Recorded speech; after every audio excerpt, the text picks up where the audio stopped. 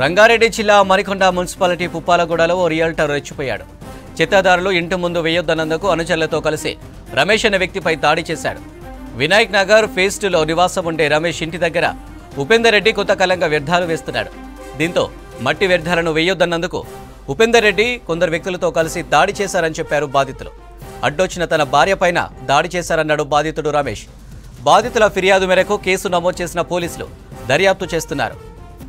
రంగారెడ్డి జిల్లా మరికొండ మున్సిపాలిటీ పుప్పాలగూడలో ఓ రియల్టర్ రెచ్చిపోయాడు.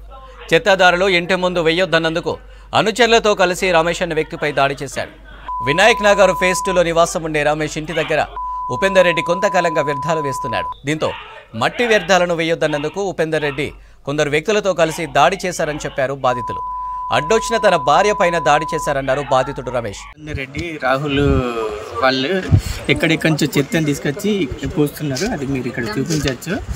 ఈ కాలనీ నుంచే కాకుండా పక్క కాలనీ నుంచి కూడా ట్రాక్టర్స్లో చిన్న చిన్న మైనర్ వాళ్ళతోని కానీ ఆ నంబర్ ప్లేట్ లేని ట్రాక్టర్స్ని తీసుకొని వచ్చి మాకు చాలా న్యూసెన్స్ చేస్తున్నారు.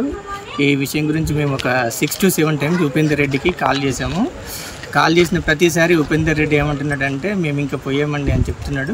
కానీ మళ్ళీ కంటిన్యూస్గా మళ్ళీ పంపిస్తూనే ఉన్నాడు. సో నిన్న కూడా వాళ్ళు పోయడానికి వచ్చారు నిన్న మార్నింగ్. సో ఆ ట్రాక్టర్ని ఆపి మీ ఓనర్ని రమ్మని అంటే సో ఆ ఉపేందర్ రెడ్డి అక్కడ వీధి చివరిలో ఉండి ఉపేందర్ రెడ్డి రాహుల్ వీధి చివరిలో ఉండి వాళ్ళ గుండాలను ఒక 6 మందిని 8 మందిని మా ఇంటి మీద పంపించిందండి.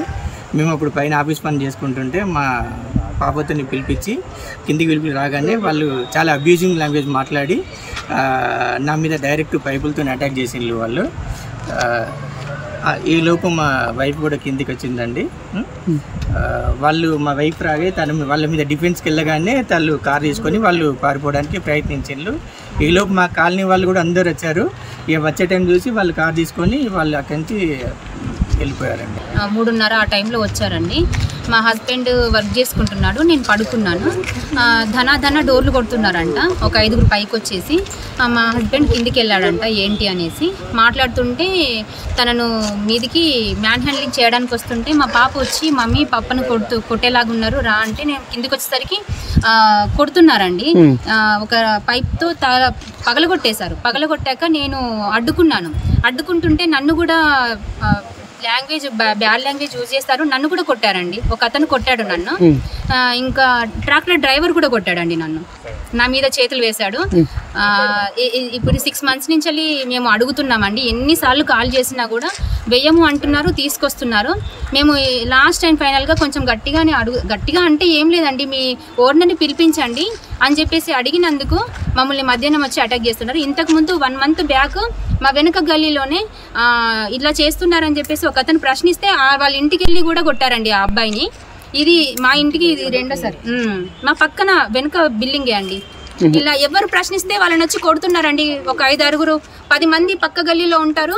ఒక 10 మంది వస్తారు కార్లలో వచ్చి. ఒక 5-6 వచ్చి దాడి చేస్తారు.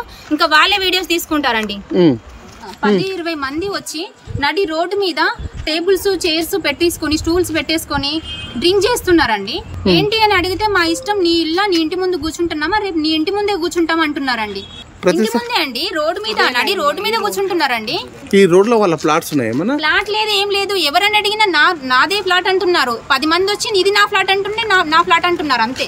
ఏదైతే క్వశ్చన్ వేసి మేము ప్రశ్నిస్తున్నామో మీది ఇది తప్పు అని ఎవరినైతే అడుగుతామో వాళ్ళని వచ్చి కొడుతున్నారండి. ఇంటి మీదకి ఒక గ్యాంగ్ వచ్చి అటాక్ చేస్తున్నారండి.